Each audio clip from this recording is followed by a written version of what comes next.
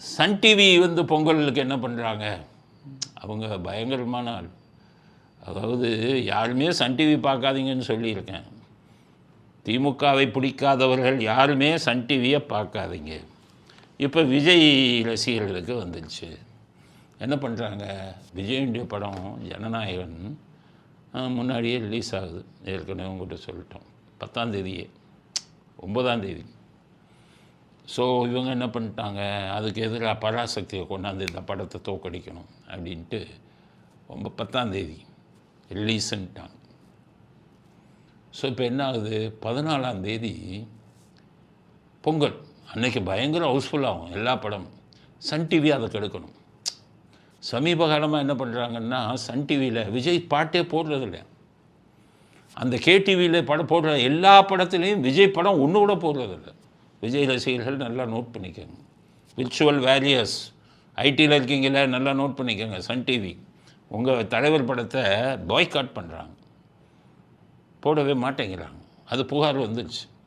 இப்போ என்ன பண்ணுறாங்க, இந்த 14ஆம் தேதி நிறையா கலெக்ஷன் வந்துடுமே இந்த படத்துக்கு, ஜனநாயகனுக்கு, அதை கெடுக்கணுமே. என்ன பண்ணலான்னா கழகத்தை முடி விடுறாங்க.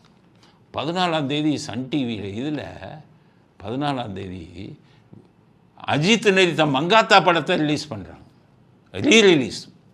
அது சன் டிவி கையில் தான் இருக்குது. அப்போ அந்த விஜய் படத்துக்கு ஒரு கூட்டத்தை குறைக்கணும்.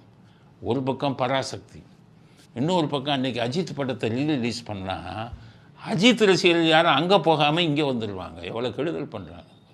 இவங்ககிட்ட உள்ள ஒரு பெரிய விஷயம் என்னென்னா, இவங்க பண்ணுவாங்க கெடுதல், ஆனால் வெளியிலேயே தெரியாது, ரொம்ப ரகசியமாக பண்ணுவாங்க.